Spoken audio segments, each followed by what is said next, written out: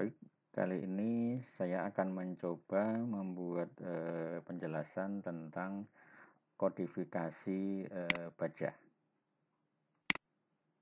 Oke, sebelum kita menjelaskan tentang kodifikasi baja, sebenarnya kodifikasi ini berkaitan erat dengan apa itu yang disebut dengan standar atau standarisasi.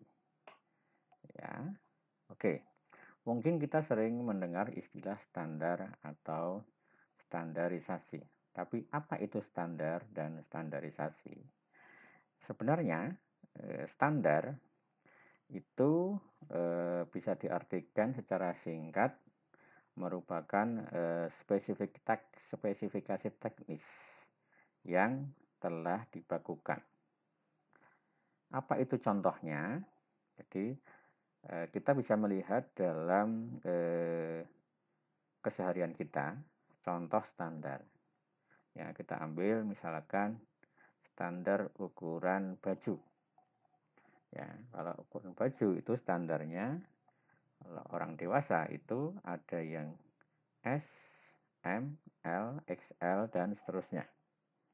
Ya, kalau celana mungkin ada ukuran 27, 28, 29, 30, mungkin bisa sampai 38 atau ya 38 itu katakanlah seperti itu. Nah, ukuran-ukuran itu diikuti oleh semua produsen baju. Jadi misalkan kalau Anda beli merek A dengan ukuran M, itu harusnya ukurannya sama dengan merek B yang ukurannya juga M, gitu ya. Sehingga kalau kita beli, itu kita tidak akan bingung. Ya, tidak akan bingung. Harusnya seperti itu. Ya. Kalau dalam bidang teknis atau dalam bidang mesin, ya, contohnya apa standar itu? Jadi misalkan kalau Anda mencari ukuran ulir atau baut, gitu ya. Jadi di situ sebenarnya ukuran ulir atau baut itu sudah dibuat standar yang sudah bagus sehingga itu jelas akan mempermudah kita dalam aplikasinya di lapangan. Jadi ketika kita kerja, nanti akan saya jelaskan di slide-slide berikutnya. Oke, kemudian apa itu standarisasi? Ya, standarisasi dapat diartikan juga sebagai suatu proses untuk mendapatkan sebuah standar. Ya, gitu ya. Nah, di sini standarisasi didefinisikan proses merumuskan, menetapkan, menerapkan, dan merevisi standar ya yang dilaksanakan secara tertib melalui kerjasama dengan semua pihak yang berkepentingan. Jadi proses menuju standar itu harus ada standarisasi dulu. Nah, standarisasi itu dibuat oleh pihak yang berkepentingan. Jadi tidak boleh kita membuat standar sendiri, di mana standar itu yang pakai hanya saya gitu ya, atau Anda. Jadi ini belum bisa disebut sebagai suatu standar. Oke, saya lanjutkan ya. Nah, di saat ini ya standar ataupun standarisasi itu dapat dikelompokkan dalam dua jenis ya. Jadi ada standar produk ataupun standar jasa. Itu ya. Nah, standar produk itu meliputi apa saja? Jadi standar produk itu bisa meliputi misalkan produk alat, gitu ya. Alat. Kemudian ada lagi produk mesin. Ya, nanti ada juga produk material atau bahan yang akan kita bahas nanti. Jadi misalkan standar produk material baja, gitu ya. Atau yang lain-lain. Ya. Nah, misalkan apa itu produk alat, gitu ya. Alat, misalkan kalau kita bicara tadi ya, alat katakanlah baut, gitu ya. Atau obeng, atau katakanlah mesin ya. Mesin misalkan boiler gitu ya, boiler atau mesin apalah gitu ya, itu pasti dalam prosesnya itu sudah ada standar gitu ya. Jadi ketika kita beli mesin A, itu itu sudah mengikuti standar yang berlaku, ya, yang diakui oleh sekelompok atau pihak yang berkepentingan, katakanlah negara atau pemakai, gitu ya. Kemudian kalau produk material katakanlah baja gitu ya. Baja standar X itu misalkan harus mempunyai kekuatan sekian gitu ya. Jadi semua produsen atau yang membuat baja X tadi itu harus mengikuti standar tersebut. Misalkan dari sisi kekuatan ya, atau dari sisi komposisi kimianya itu harus mengikuti standar tersebut, sehingga kekuatan ataupun komposisinya itu sudah dijamin. Kalau kita melakukan misalkan purchase ya, membeli, itu sudah, oh ini sudah standar, jadi kita merasa aman gitu ya untuk memakainya. Nah, bayangkan saja misalkan kalau Anda membeli misalkan ya pipa stainless gitu ya, pipa stainless dari produsen negara katakanlah Amerika dengan stainless steel tipe tertentu, dengan produsen yang membuat ya, produsennya itu dari Jepang. Maka harusnya kedua bahan tadi itu harusnya dari sisi kekuatan itu harus sama, kalau sama-sama speknya gitu ya. Tidak bisa nanti misalkan spek A dari negara X dengan spek A dari negara B itu berbeda, itu harusnya nggak boleh ya, karena nanti kalau seperti itu nanti akan berbahaya itu dalam aplikasinya ya. Oke, kemudian standar jasa ya, standar jasa ini sebenarnya cukup banyak gitu ya, dan ini akan terus berkembang ya. Jadi contohnya standar jasa keuangan ya, perbankan itu sudah standarnya ya. Kemudian pariwisata, nanti konstruksi dan lain-lain. Jadi sudah ada standarisasi ataupun standar yang berlaku di produk jasa ya, jasa ya. Oke ya, kita lanjut ke standar material ya.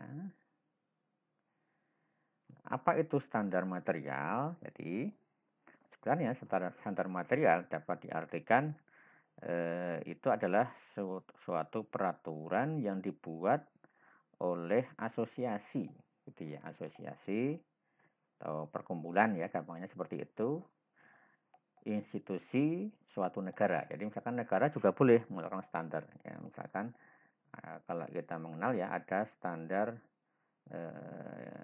Amerika gitu ya, ada standar Jepang, ada standar Eropa gitu ya. Nah, itu ya. Jadi di sini institusi suatu negara produsen bahan ya, yang meliputi misalkan pengelompokan gitu ya, klasifikasi, kemudian cara pembuatan, atau bisa juga cara menulis suatu bahan ya. Karena bahan itu sangat banyak sekali ya, jadi kita nggak bisa menyebut bahan, misalkan ya kita beli suatu baja gitu ya, beli apa ya, beli apa mas gitu ya, saya mau beli baja pak, baja X gitu ya. Atau misalkan beli stainless steel gitu ya, saya mau beli stainless steel.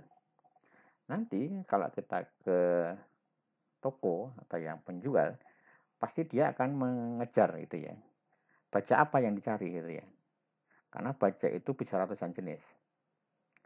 Begitu juga dengan stainless steel, itu juga bisa ratusan puluhan jenisnya gitu ya. Jadi dan antar jenis baja atau stainless steel itu sifatnya sudah berbeda. Jadi nggak bisa kita asal tembak aja stainless steel gitu, nggak bisa, atau baja gitu ya. Nah, makanya nanti ada cara penulisan atau penyebutan suatu bahan itu seperti apa, sehingga nanti tidak akan keliru ya. Oke, tujuannya apa gitu ya, tujuannya ada standar itu. Nah, yang pertama itu adalah kompatibilitas gitu ya. Apa sih kompatibilitas itu? Gitu ya. Nah, kompatibel berarti cocok ya. Cocok atau sesuai. Jadi misalkan ya, tadi ya kita bicara baut tadi ya. Kalau Anda mau mengganti baut baut ukuran 8 gitu ya. Jadi kalau bautnya rusak kita mau mengganti itu juga diganti dengan ukuran tertentu ya, gitu ya. Tidak bisa nanti sembarangan. Ya, gitu ya. Kemudian ukuran katakanlah bantalan ya atau biring gitu ya, bantalan.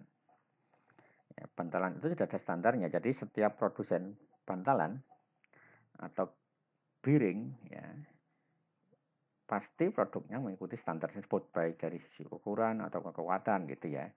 Sehingga pasti ketika kita beli ukuran X gitu ya, oh itu harusnya sudah sesuai gitu ya.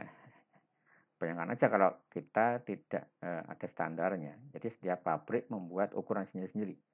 Ya, nanti kita akan kesulitan ketika mau mencari spare partnya. Ya. Nah, itu adalah kompatibilitas, kecocokan ya, ataupun mampu tukar. Jadi mampu tukar itu sebenarnya hampir mirip dengan kompatibilitas. Jadi dapat saling ditukar gitu ya. Nah, selanjutnya adalah pengendalian keanekaragaman. Jadi sebenarnya standar itu juga berfungsi untuk istilahnya menekan keanekaragaman. Jadi tidak boleh terlalu banyak variasinya. Ya, kalau ukuran baut, apa ada ukuran baut? Katakanlah 3 mili gitu ya. Ataupun 5,5 mili. Nah, nggak ada. Jadi ukuran baut itu standar ya, misalkan M6 gitu ya, M8. Ya, kemudian M9, M10 gitu ya. Jadi tidak ada. Jadi jumlahnya itu dibatasi gitu ya ke aneka variasinya. Ya, kemudian bisa juga standar itu untuk menjamin mutu produk. Ya, untuk produknya itu dijamin ya baik secara safety-nya gitu ya, terutama dari karena mutu itu berkaitan dengan safety ya, safety keamanan. Misalkan kita mau atau katakanlah kalau ada kita mau naik lift gitu ya. Nah, alat lift tersebut itu kekuatannya atau mutu dari komponennya itu juga harus standar. Misalkan slingnya atau tali kawatnya itu ya. Tali kawat yang menaik turunkan liftnya itu juga sudah ada standarnya. Jadi kita yang mau naik sebagai pemakai itu akan merasa aman. Bayangkan aja nanti kalau tidak ada standarnya, wah bahaya. Ya.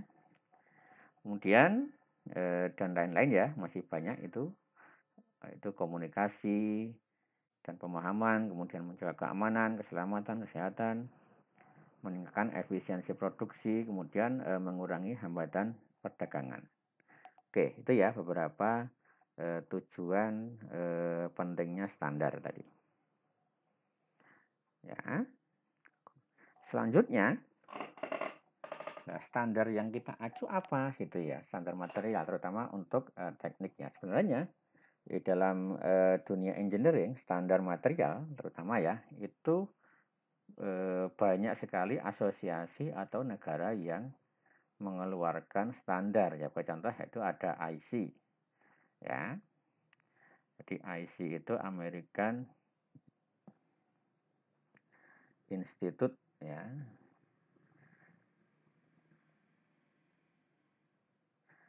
American Iron and Steel Institute ya, kepanjangannya. Di asosiasi besi dan baja itu ya, negara Amerika. Kemudian ada ASME.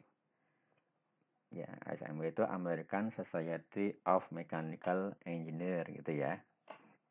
Nanti ada EN ya. EN ini diacu di negara Uni Eropa gitu ya. Ada nanti ASTM ya, ada DIN ya, ada JIS. Kalau DIN itu berlaku di negara Jerman ya, meskipun sebenarnya DIN ini nanti dia bergabung dengan EN ya. Kemudian ada JIS ya, JIS ini dikeluarkan oleh Jepang ya, negara Jepang. Ada UNS, ada BS, ada SAE ya. Nah, kalau di Indonesia itu ada SNI. Ya, jadi kalau SAE itu Society of Automotive Engineer gitu ya. Jadi society ya, perkumpulan engineer otomotif gitu ya. Ada SNI, Standar Nasional Indonesia dan sebagainya. Nah, jadi standar-standar ini dikeluarkan oleh asosiasi atau negara ya, dan itu diakui ya, diakui di yang menggunakan gitu ya. Jadi misalkan kalau SNI itu biasanya hanya berlaku di Indonesia itu ya. Jadi kalau orang Eropa dia ya tidak mengakui apa itu SNI gitu ya. Nah, jadi contohnya seperti itu. Nah, dari standar-standar tadi maka akan muncul kode-kode gitu ya, atau kodifikasi tadi ya. Jadi JIS sebagai suatu asosiasi ya atau institusi, dia mengeluarkan kode-kode yang berkaitan dengan material atau bahan ya. Jadi semua standar ya, semua standar ini itu dia mempunyai kode-kode tertentu ya, di mana itu bisa berbeda ya, bisa berbeda. Jadi bisa jadi antara kode JIS itu berbeda dengan kodenya IC ya. Meskipun saat ini sebenarnya kode-kode itu bisa istilahnya di di istilahnya kayak disamakan gitu ya, bukan disamakan ya. Jadi persamaannya apa gitu ya, persamaannya apa. Misalkan dari JIS kode X itu sama dengan kode tertentu pada IC gitu ya. Ya, seperti itu. Oke. Ya, sekarang kita bicara tentang lebih detail lagi ya tentang kodifikasi baja ya.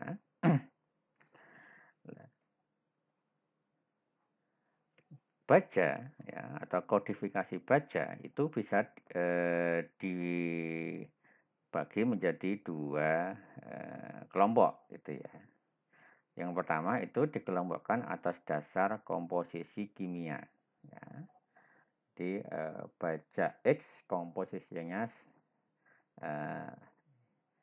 ABCD seperti itu ya. Nanti baja Y komposisinya adalah AB ya. Jadi itu nanti berarti baja itu atau kode itu dikelompokkan atas dasar komposisi kimia. Kemudian ada juga baja itu ya, atau kode baja itu dikelompokkan atas dasar aplikasi ya, aplikasi produksi gitu ya, seperti kemudian grade-nya ya. Jadi grade itu kayak istilahnya tingkat kualitas ya, atau kualifikasi untuk aplikasi tertentu ya. Sebagai contoh ya, misalkan chromium steel atau baja krom untuk aplikasi tahan panas ya, atau heat resistant. Jadi di sini misalkan ya pipa untuk boiler gitu ya. Ini khusus untuk pipanya saja gitu ya. Untuk pipanya saja misalkan ya. Jadi pipa boiler itu bisa apa istilahnya diambil dari chromium steel ini untuk aplikasi tahan panas gitu ya. Ya, misalkan seperti itu. Kemudian ada lagi cuping ya, atau cuping itu sebenarnya sama juga dengan pipa ya. Jadi pipa untuk aplikasi umum. Ya, aplikasi umum itu berarti tidak harus yang tahan panas katakanlah ya. Seperti jadi aplikasi umum. Nah, kemudian ada lagi baja untuk struktur. Ya, baja struktur. Jadi misalkan struktur mesin. Ya, kemudian struktur untuk katakanlah kendaraan gitu ya. Jadi struktural steel. Ya, kemudian ada lagi ya cast iron untuk otomotif. Ya, jadi gitu. Ya, jadi atas dasar aplikasinya ya dan lain-lain. Ini sangat banyak sekali nanti ya kalau Anda baca atau cari di Google ya. Di Google itu banyak sekali tentang kodifikasi baja ini ya. Aplikasinya seperti apa gitu. Oke ya. Nah, sekarang saya akan mencoba kodifikasi baja ya yang mungkin banyak digunakan di industri saat ini ya. Jadi tadi kan sudah banyak ya, ada standar itu ada yang dari IC, kemudian ASME, kemudian ada SAE, ada ISO, ada JIS dan sebagainya gitu ya.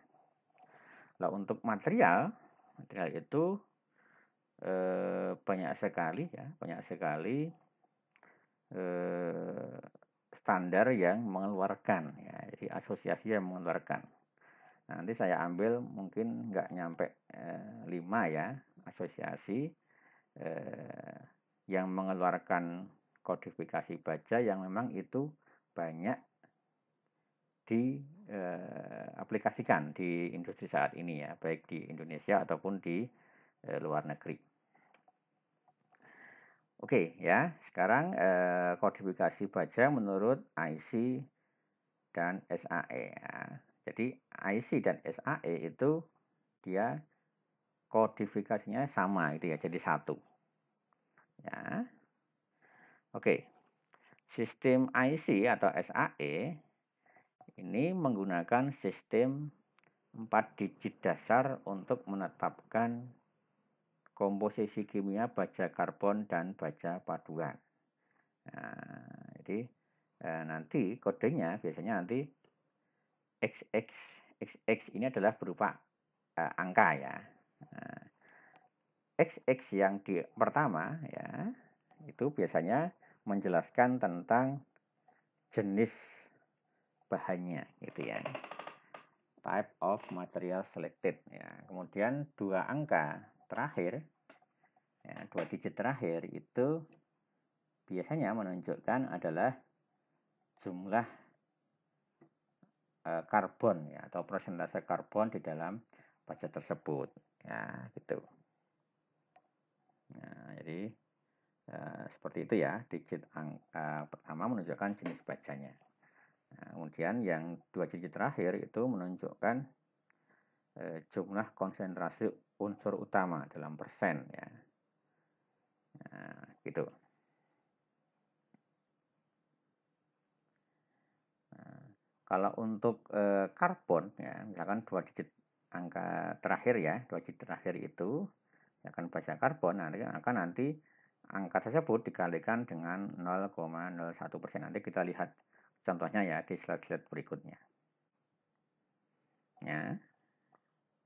Oke, nah, jadi ini adalah pengelompokan dari baja menurut standar IC dan SAE ya. Standar IC dan SAE ya. Jadi sebagai contoh ya, baja menurut standar IC ya ada carbon steel ya, baja karbon. Ya, baja karbon akan nanti kodenya ya. Nah, kodenya nanti biasanya itu diawali dengan ini ya, 2 ini ya, baja karbon itu sebenarnya hanya ini 10 XX ya, nanti bisa angka ya, bisa angka ya, ini 11 XX, 12 XX, 15 XX ya. Di sini ini artinya gitu ya, 10 berarti ini adalah termasuk baja karbon ya, dengan kandungan mangan maksimum 1% ya. Kalau 11 berarti ini adalah baja karbon resulfurized ya. Jadi yang diperkaya dengan sulfur gitu ya. Nah, kalau 12 XX ya berarti ini resulfurized, kemudian juga refosforized gitu ya. Jadi diperkaya dengan sulfur dan fosfor ya. 15 berarti baja karbon tapi kandungan manganya itu di atas 1% sampai dengan 1,65%. Nah, ini ya baja karbon. Nah, yang lain apa ini? Ini banyak banget ya. Ada manganese steel, ada nikel steel, ada nikel chrome, ya, ada molybdenum, ada chrome molybdenum, ada nikel chrome ya. Nah, ini ya, selain yang karbon steel berarti ini adalah baja paduan. Gitu ya, baja paduan. Baja paduan ya seperti sudah saya sampaikan di awal, baja paduan berarti kandungan atau komposisi kimianya itu selain karbon, maka nanti ada unsur yang lain sesuai dengan apa istilahnya pembagian di sini ya. Nah, ini adalah baja apa gitu ya. Nah, kalau misalkan ini ya, chrome steel berarti ini adalah baja paduan chrome. Nikel molybdenum steel berarti baja paduan nikel dan molybdenum gitu ya. Nah, ini gampangnya seperti itu. Nah, nanti kodenya ini mengikuti angka-angka ini gitu ya. Oke. Nah, selanjutnya ya. Nah, ini sebagai kita ambil contoh ya. Misalkan kode IC-nya ya atau SAE ini sama ya. IC 1018. Apa itu artinya? Jadi di sini artinya adalah IC 10 berarti baja karbon ya tadi ya. Baja karbon dengan kandungan karbon 0,18% weight ya, berat. Jadi ngitungnya persentasenya itu dalam berat ya. Nah, nanti ada IC 1108. Jadi baja karbon 11 berarti ini adalah baja karbon resulfurized tadi ya, di awal tadi. Ya. Kemudian ada IC 3415 ya. 34 sesuai dengan yang di depan tadi ya, itu adalah baja nikel chrome.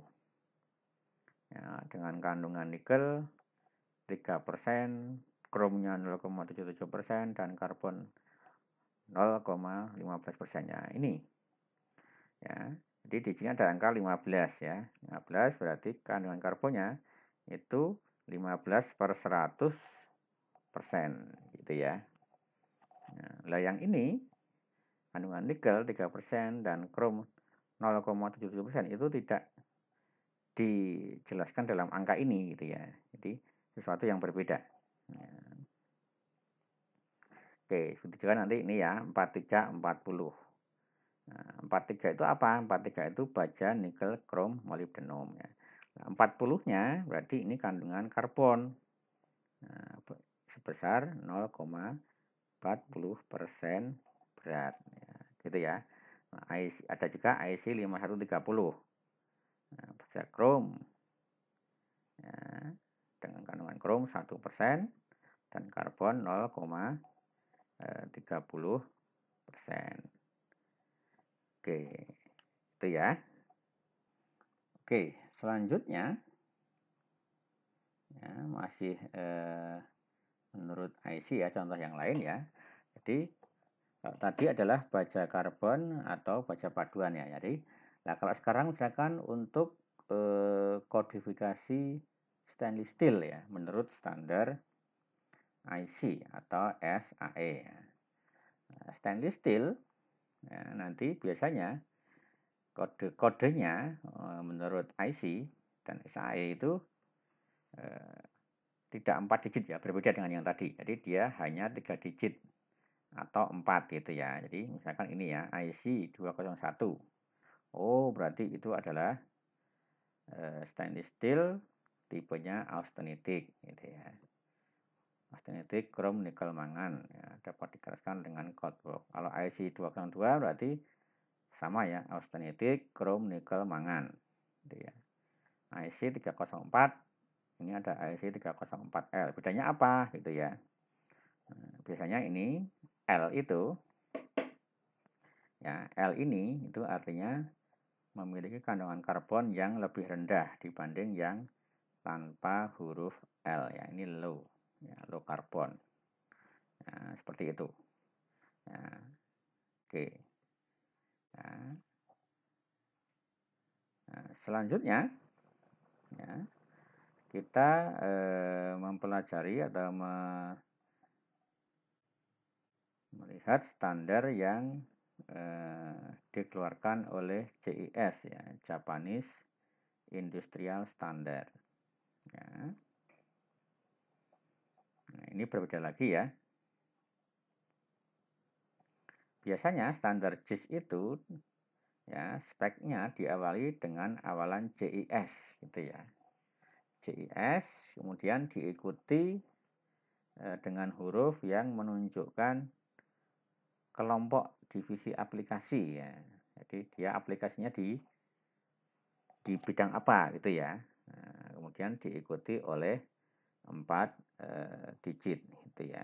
Nah, divisinya apa saja yang diacu di JIS ini ya, jadi nanti ada A gitu ya. A itu untuk civil engineering ya, teknik sipil dan arsitek ya. Kalau B berarti mechanical engineering, C elektronik gitu ya, dan seterusnya. Nah, kalau G nanti yang akan kita bahas ya, itu adalah untuk ferrous material and metallurgy. Jadi bahan dari baja ya. Jadi kalau kita bicara baja maka nanti kodenya pasti ada G-nya. Ya, sebagai contoh misalkan ini ya, JIS G ya. Jadi diawali dengan tulisan JIS, diikuti huruf yang menunjukkan kelompok divisi aplikasi ya ini. G berarti dia ferrous material. Kemudian 4 buah digit ya, 4 digit angka. Nah, 4051 ini merujuk ke baja karbon untuk aplikasi struktur mesin ya. Nah, kalau G berarti ferrous, kalau H berarti non ferrous. Ya, oke. Kalau untuk kimia berarti K kodenya ya, dan lain-lain. Oke, itu ya cara kodifikasi menurut standar JIS. Nah, kita ambil contoh misalkan tadi ya, JIS ya, JIS G4051 ya. Ini standar untuk baja karbon ya, konstruksi mesin ya. Nah, grade-nya apa aja, jadi jenisnya apa aja gitu ya. Karena ini baja karbon konstruksi mesin, itu jenisnya apa saja. Nah, nanti akan dijelaskan di sini ya. Jadi, grade baja karbon menurut standar JISG 4051 itu diawali dengan huruf S gitu ya. Diikuti dengan bilangan yang menunjukkan komposisi kimia karbon dikalikan 0,01% gitu ya. Sebagai contoh grade-nya ini ya. Ada S09CK ya, ini jenisnya dari baja ini tadi ya. S09CK. Apa itu maksudnya atau artinya? Itu kandungan karbonnya itu 0,09%. Digunakan untuk tujuan case hardening ya. Nah, apa itu case hardening? Itu biasanya ini adalah heat treatment ya, perlakuan panas dengan hardening berarti dia pengerasan ya. Case hardening, pengerasan permukaan ya, case. Nah, nanti ada S12C, kandungan C-nya 0,12 gitu ya. S20C berarti kandungan C-nya 0,2% ya. S20CK, S45C, S70C, dan lain-lain. Nah, nanti kalau kalian ingin lebih jelas lagi untuk mempelajari tentang kodifikasi JIS, nah, ini saya ambil sumbernya di http://steel.jes.com ya, nanti Anda bisa cari di sana ya. Oke, ini untuk baja karbon konstruksi mesin. Selanjutnya saya ambil lagi JSG 3101 ya, baja roll pemakaian umum. Nah, grade-nya apa aja atau jenisnya apa aja? Nah, ini berbeda dengan yang awal tadi ya. Kalau baja roll pemakaian umum itu kodenya diawali dengan huruf SS gitu ya. Diikuti dengan bilangan yang menunjukkan kekuatan tarik minimal dalam satuan Newton per milimeter persegi. Sebagai contoh misalkan ya, ini adalah SS330. Berarti standar baja ini kekuatan tarik minimalnya adalah 330 ya, Newton per milimeter persegi. Ada SS 400, ada SS 490, ada SS 540. Berarti ini kekuatannya ya. Nah, kalau ditanya mana yang paling kuat, berarti yang paling kuat adalah yang SS 540 ya. Nah, kalau Anda sering mendengar ya ada istilah, ini kan istilahnya baja roll, berarti kan dalam bentuk plat ya biasanya ya. Baja yang telah mengalami roll ya, pengerolan ya. Dalam plat. Nanti ada plat kapal gitu ya. Plat kapal itu jenisnya apa sih gitu ya. Sebenarnya plat kapal itu tidak berbeda dengan baja SS 400 ini gitu ya. Nah, jadi plat kapal itu adalah bahannya sebenarnya ya baja karbon biasa gitu ya. Nah, gitu. Oke, ini untuk JIS G3101. Nah, aplikasinya apa gitu ya. Biasanya untuk pemakaian struktur umum ya, seperti jembatan, kapal, lokomotif, kereta api gitu ya. Nah, kalau kita bicara mesin katakanlah yang spesifik ya, misalkan boiler. Nah, kalau ditanya boiler itu bahannya dari baja jenis apa gitu ya. Nah, kalau ditanya seperti itu ya, jawabannya gimana? Ya, jawabannya adalah karena boiler itu satu mesin yang cukup kompleks, maka dia bahannya pasti tidak hanya dari satu jenis ya. Misalkan untuk pipanya berarti dia dari tadi ya, bukan pipa baja tapi baja karbon, tapi dia adalah pipa stainless steel untuk aplikasi heat treatment nanti ada gitu ya. Itu khusus gitu ya.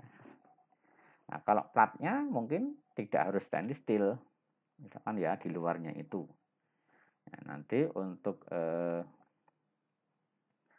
ada plat, ada pipa gitu ya. Nanti misalkan bahan-bahan yang lain itu sangat banyak gitu ya. Jadi tidak bisa kita menggunakan satu jenis baja untuk aplikasi satu mesin ya, nggak mungkin ya, pasti sangat banyak jenisnya ya. Nah, misalkan kalau kalau di pabrik ya, pabrik sawit katakanlah ya, yang lain ya, alat thresher gitu ya. Thresher itu dari jenis apa itu Pak itu ya bahannya. Nah, itu bermacam-macam nanti. Misalkan ya untuk karena dia thresher itu kan berarti kan menggiling dia, mencacah gitu ya. Nah, nanti mungkin pisaunya beda, itu bisa dari kelompok stainless. Kalau casingnya itu baja karbon misalkan gitu ya. Nah, itu bisa berbeda-beda gitu ya. Tidak bisa kita mengatakan oh bahannya semua dari stainless, nggak mungkin. Karena itu nanti akan terlalu mahal ya. Oke, ya. Selanjutnya ya, misalkan stainless steel menurut standar JIS itu seperti apa gitu ya. Nah, untuk stainless steel ya, standar JIS itu mengikuti grade-nya dari ASTM ya, dengan kode huruf di awal itu SUS ya, bukan bukan IC ya. Kalau Anda nanti melihat suatu bahan ya, itu kodenya SUS, berarti itu adalah stainless steel. Ya, tapi menurut standar JIS. Ya. Nah, jadi misalkan ini ya, hampir sama ini dengan yang di awal tadi ya, menurut ASTM atau menurut SAE atau IC tadi ya. Nah, ini bisa Anda lihat. Ya. Ini bisa Anda lihat ya. Misalkan JIS G4303 ini stainless steel bar itu batangan. Ya, nah grade-nya apa aja, jenisnya apa aja. Jadi ada SUS 201, 301 dan seterusnya ya. Nanti ada hot roll stainless steel plate ya. Jadi ini plat ya yang sudah di roll secara panas gitu ya. Nah, nanti ada grade-nya SUS 304, 304L dan seterusnya. Ini produknya plat. Nah, nanti ada lagi stainless steel wear for spring ya. Kawat ya. Kawat untuk pegas. Jadi ada SUS ini stainless steel semua itu ya. Nanti ada stainless steel boiler and heat exchanger tube ya. Jadi ini pipa. Produk pipa stainless steel untuk boiler. Nah, kodenya ini. Dan lain-lain ini masih banyak ya. Nah, nanti bisa Anda pelajari di websitenya ini ya.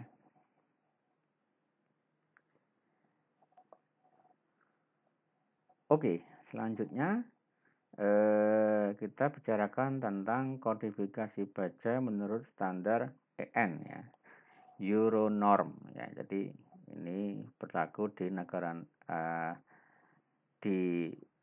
atau istilahnya berlaku di negara Eropa ya, yang menggunakan itu masyarakat Uni Eropa itu ya.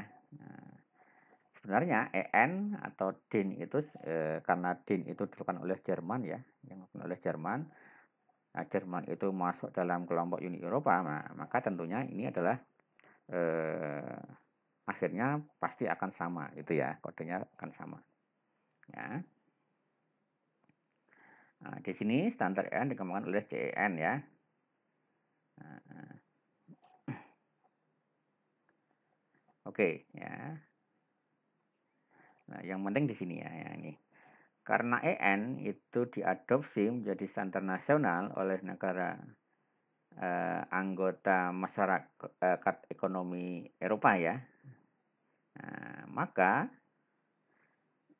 identifikasinya ya, itu dimulai dengan huruf yang menandakan negara di mana standar nasional dipakai. Jadi contohnya misalkan BS itu untuk British Standard ya.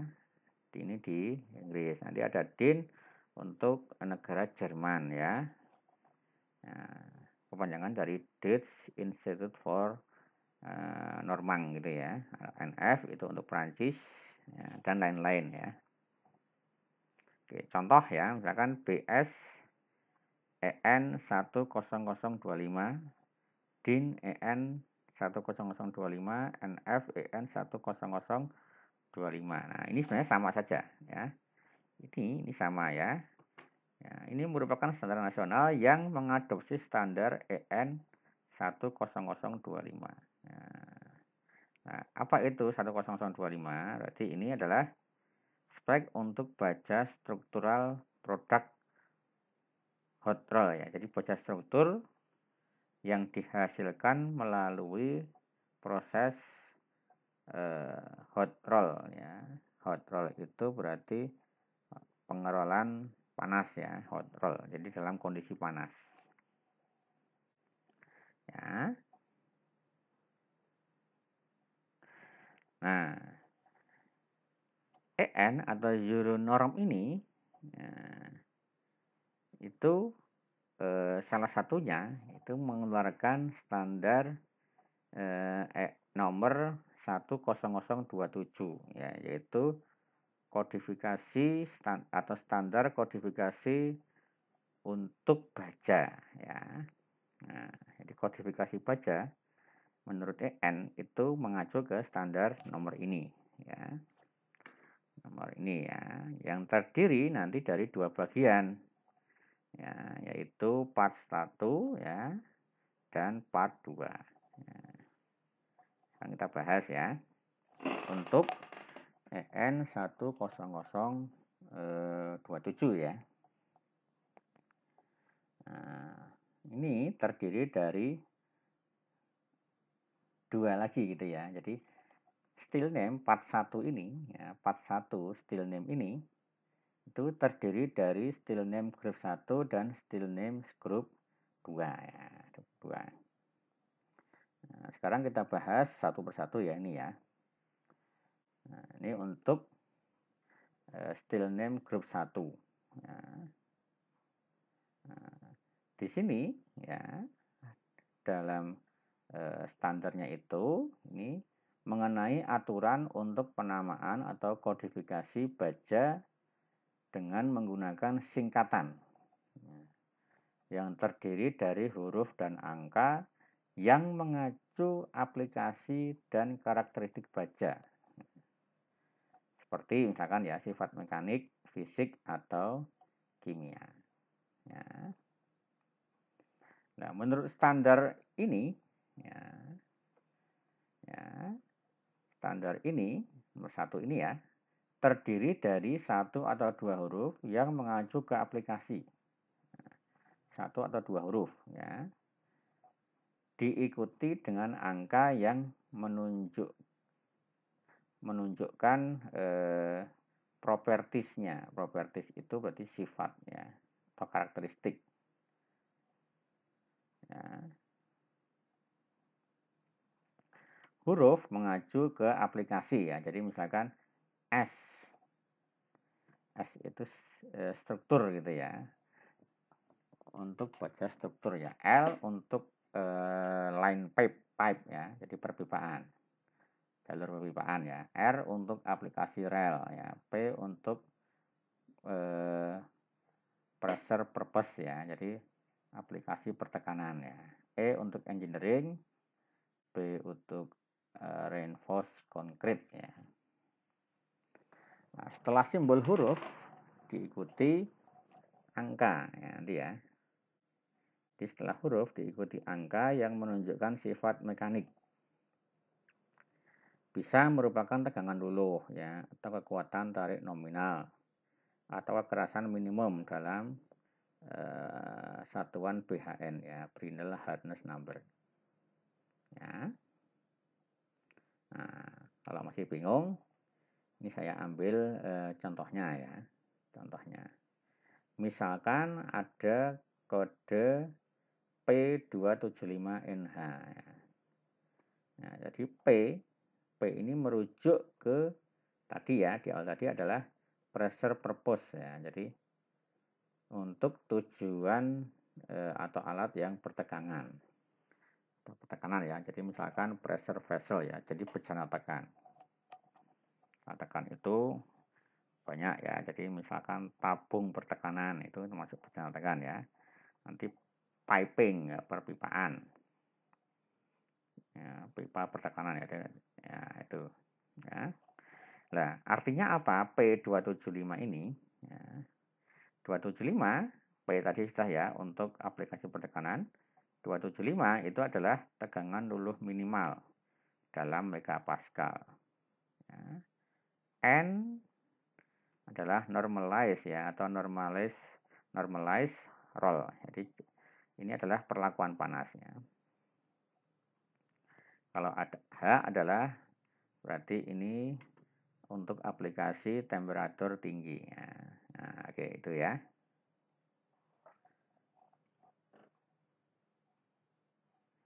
Nah, catatannya P275NH merupakan baja yang sudah standar spek EN ini ya.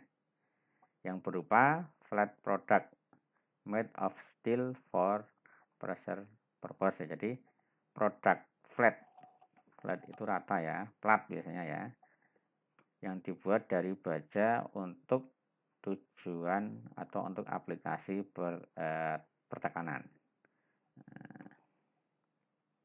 Oke, contoh lain ya, misalkan G P27GH.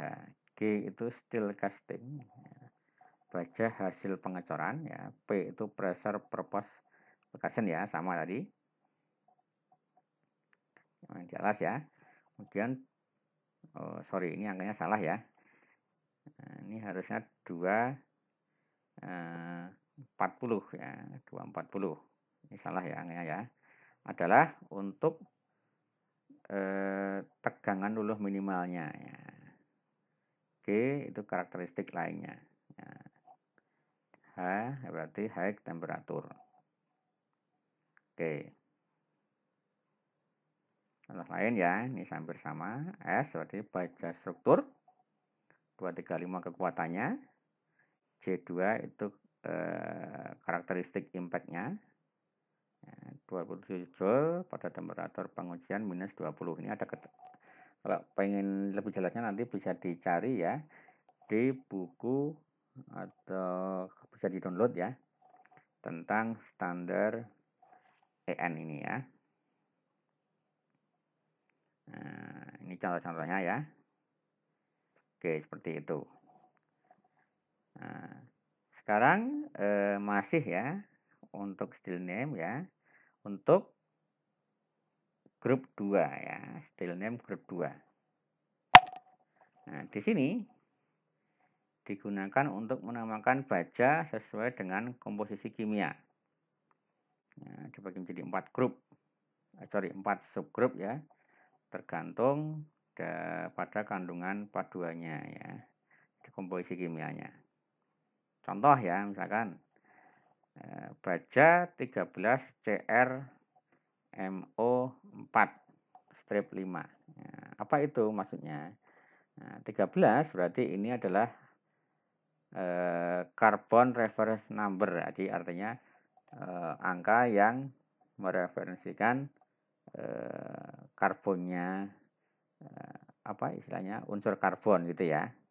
Yaitu baja ini mengandung karbon sebesar 0,13%. Nah, CR berarti ini paduan dari baja tadi. Nah, jadi ini paduannya adalah CR. Ya, CR itu krom ya, dengan jumlah ini adalah 4/4 ya, atau 1%. MO ini juga sama ya, berarti ini baja paduan CRMO gitu ya. Menunjukkan komposisinya mengandung MO ya, molybdenum sebagai paduan utama setelah krom. Jadi paduan utama adalah krom, setelah itu ada MO dengan kandungan 0,5% ya, gitu. Nah, itu maksudnya.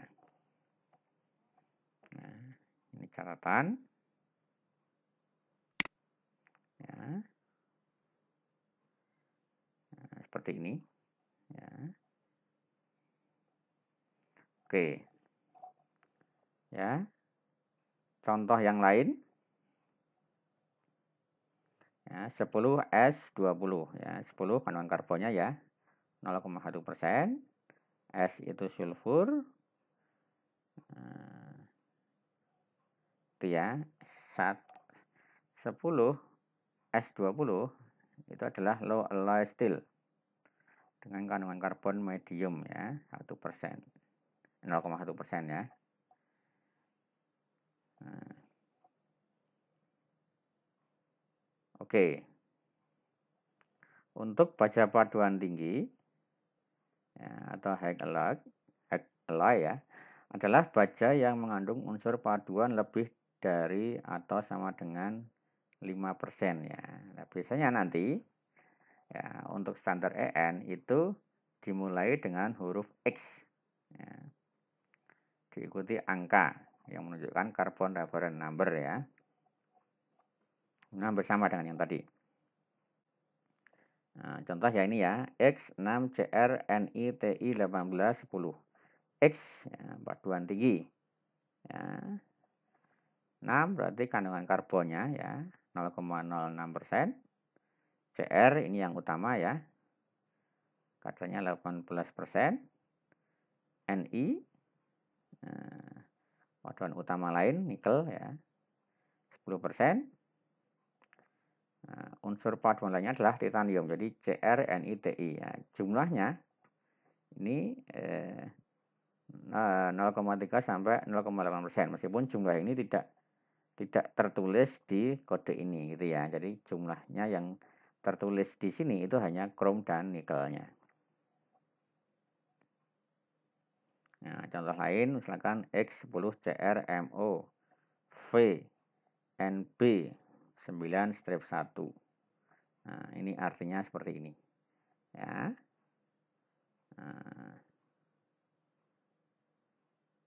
Nah, kalau untuk yang part 2 ya, ini sistem numerik ya. Tadi still number ya, ini numerical system. Sebenarnya sistem ini hanya sebagai pelengkap nama baja yang diatur pada still name tadi ya, part 1 ya. Oke ya, menurut standar ini ya, itu kodifikasinya itu adalah 1.xxxxx. Nah, itu ya, digit pertama merupakan group number. Ya, angka 1 itu untuk baja. Ya. Dua digit berikutnya adalah still group number ya. Ya, tabel 1. Nah, 4 digit terakhir adalah sequential number. Ya. Contoh ya. Contohnya ini, ya, still number 1.7335. Nah, untuk baja merupakan numerical system untuk baja 13CrMo45. Nah, jadi ini kalau menggunakan sistem numerik itu adalah kodenya ini. Nah, oke, seperti itu ya.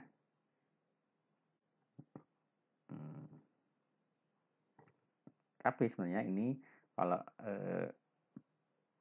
yang numerical system ini jarang digunakan gitu ya. Oke, sekian, terima kasih.